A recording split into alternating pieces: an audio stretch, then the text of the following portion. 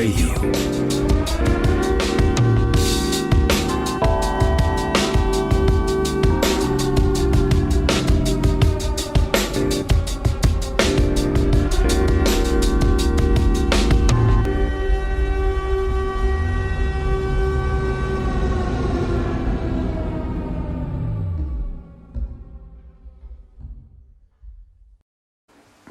Dear listeners, I'll be reading an article titled Gasping for Air. What can you do when the last shreds of freedom of expressions go right out of the window? I'll be starting this article by a quote from Noam Chomsky. The path of least resistance is always to accept the distribution of power as it exists, to ratify and support either by doing nothing or by lending one's talents to the implementation of policies that are not questioned or challenged. The cost of this passivity will be borne by the victims of power, but they are far away, often another color and culture, and powerless to strike back at us. Noam Chomsky. How cruel can one be to forbid any empathy towards the suffering, banning any manifestation of solidarity, censoring the suffering of people under an oppressive regime? How can this lead to anything other than being complicit? It can't happen here. It can't happen here again. Yet it's hard to see this going any other way, no matter how educated and modern we think we are. Last week, France banned pro-Palestine protest by direct order of the Interior Minister. This was then reinforced by a predictably spineless speech from Macron about national unity, which translated to the police violently dispersing demonstrators on Thursday. In Germany, bans were more cold and technical. There was no nationwide interdiction, and places like Düsseldorf even saw large-scale protests against the terror campaign waged in Gaza. What the German authorities did was to create a proxy when the Chancellor announced the ban of organizations and groups sympathetic to Hamas, while the responsibility of deciding which protests gets allowed and which ones gets banned fell on local authorities, mostly the police. This is not too dissimilar to how they have used interdiction of the PKK, Kurdistan Workers' Party, as a way to curb Kurdish protests over the years and crack down on peaceful activities, especially those in solidarity with Rojava, whenever Germany is courting Erdogan. And as is to be expected, ban the police did, in the name of pacifying the streets. They increased racial profiling of people of color. Those wearing a keffiyeh scarf were harassed, Palestinian flags were confiscated, and people, in some cases bystanders, were detained for hours. In Frankfurt and Berlin, they violently dispersed people who, in spite of all the threats, still had the courage to rise up against the IDF's massacre in Gaza. In the name of peace, they created a whole climate of fear. Statement zum Verbot und der Kriminalisierung Palästina-solidarischer Demos von der Kampagne für Opfer rassistischer Polizeigewalt aus Berlin vom 14. Oktober 2023. Das Verbot palästinenser-solidarischer Demos beweist die deutsche Doppelmoral. Während das Brandenburger Tor in Farben der israelischen Nationalflagge angestrahlt wird, müssen PalästinenserInnen und solidarische Menschen schweigend zusehen, wie ZivilistInnen in Gaza bombardiert werden. In den letzten Tagen eskaliert in Berlin die rassistische Polizeigewalt gegen PalästinerInnen und solidarische Menschen. Die Zahl derer, die für das bloße Tragen einer Keffiyeh oder Palästina-Flaggen von der Polizei schikaniert und bedroht worden, hat stark zugenommen. Im Rahmen einer spontanen Demo am Hermannplatz am Mittwochabend kesselte die Polizei bereits nach nur wenigen Minuten zahlreiche Menschen, darunter viele Unbeteiligte, ein. Über 100 Menschen wurden bis zu 3 Stunden lang festgehalten. Vielen wurde nicht erlaubt, auf die Toilette zu gehen oder sich auch nur hinzusetzen. Uns haben zahlreiche Videos von gewalttätigen PolizistInnen erreicht, die Videoaufnahmen verhinderten, am Boden liegende Menschen zu mehreren auf den Kopf schlagen und sich so auf deren Oberkörper setzen, dass diese nicht mehr atmen können. Mehrere Kinder wurden gewaltsam festgenommen und ohne Rechtsbeistand in Gewaltsam genommen. Palästina-Flaggen wurden ohne Rechtsgrundlage beschlagnahmt.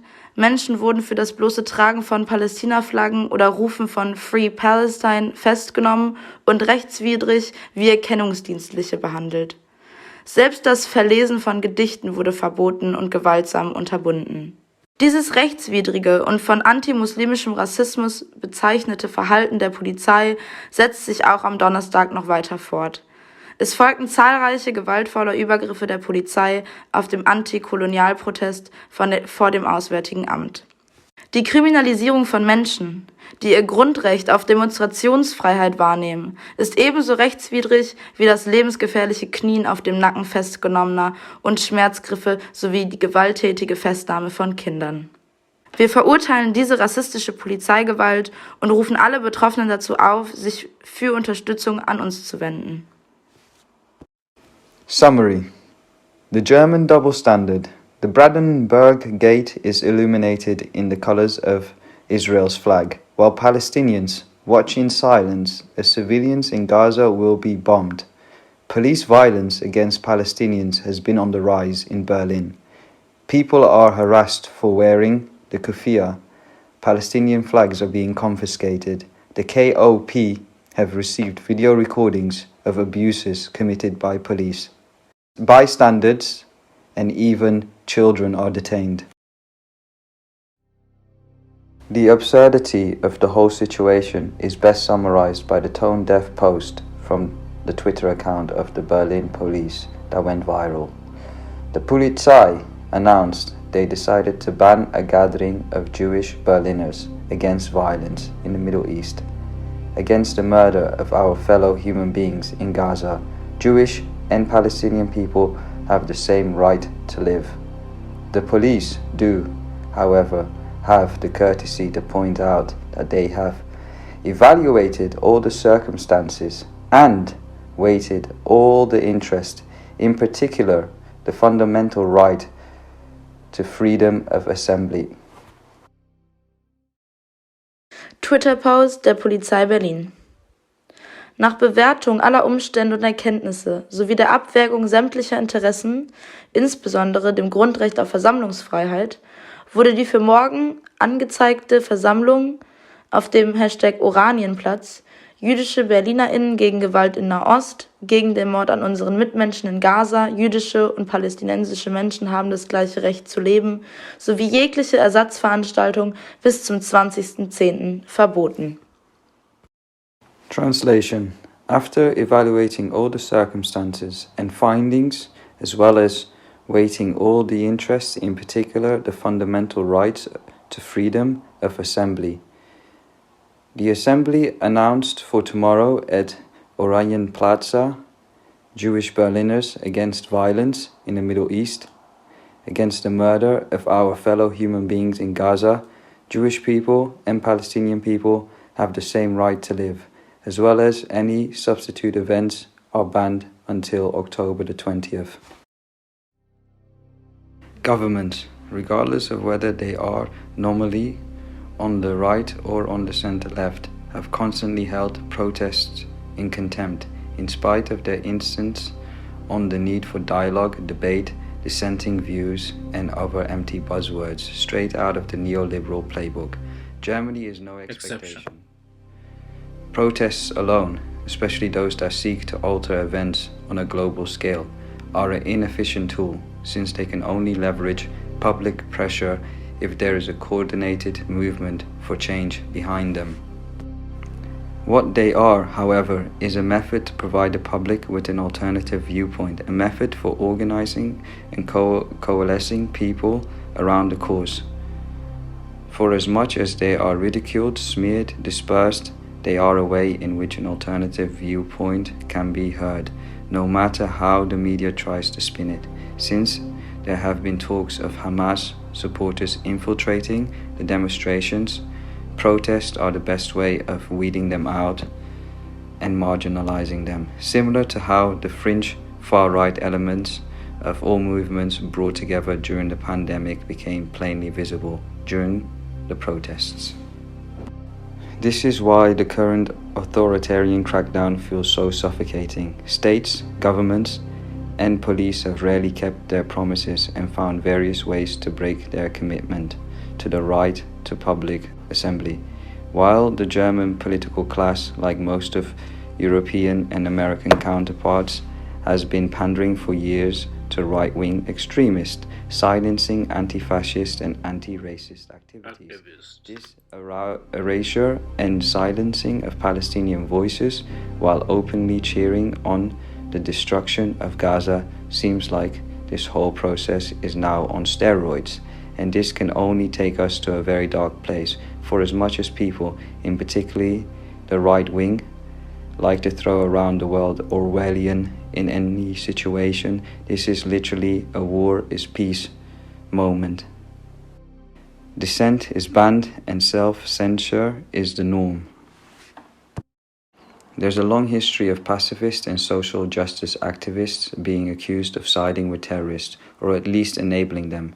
In the fall of 2001, 25,000 people protested across Germany in opposition to the war in Afghanistan, in defiance of Bush's threat that either you are with us or you're with the terrorists. 20 years later, after endless violence and loss of more than 200,000 lives, more than 45,000 of which were innocent civilians, Afghanistan ended right back into the hands of the terrorists the US wanted to liberate from. Perhaps it wasn't the protests, but rather the warmongers and those banging the drums in the media and cheering for the destruction of an entire country who's had more in common with the Taliban. Closer to the present day, between May and July 2020, around 200,000 people took part in an anti-racism protest in solidarity with George Floyd's protest in the US, who Trump and his ilk, like Bolsonaro, called thugs and terrorists.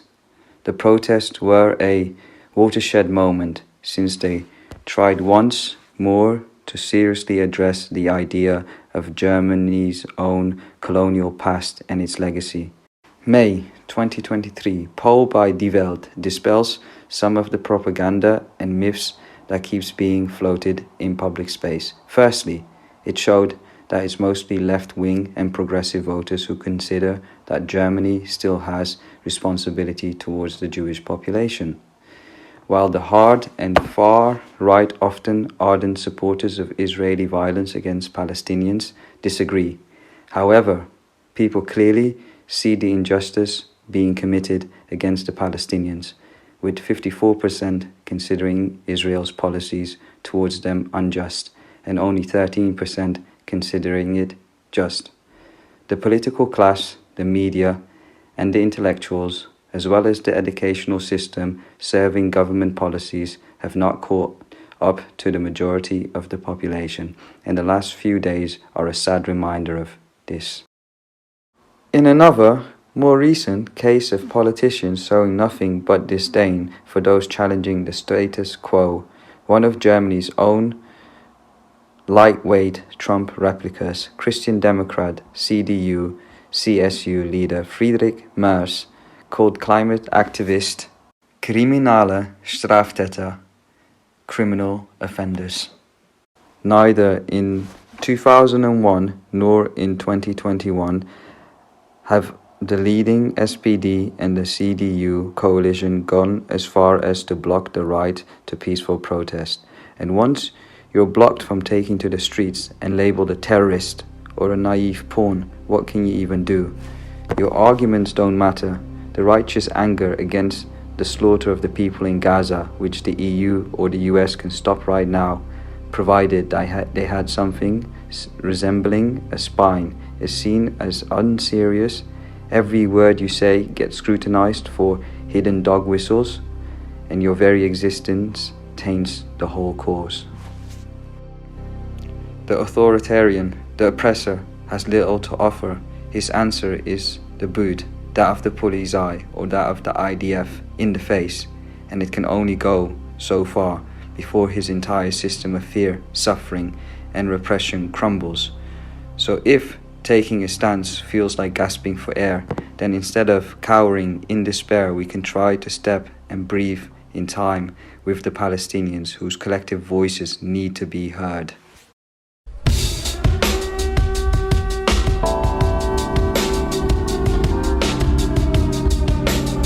Unrest Radio.